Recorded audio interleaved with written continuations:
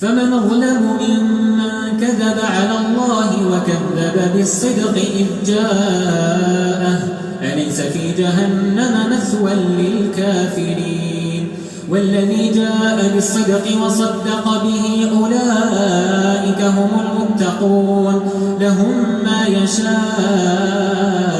عند ربهم ذلك جزاء المحسنين ليكفر الله عنهم أسوأ الذي عملوا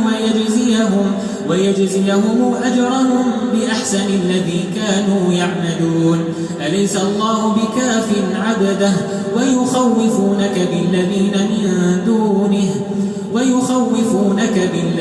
من دونه ومن يضلل الله فما له من هاد ولئن سألتهم من خلق السماوات والأرض ليقولن الله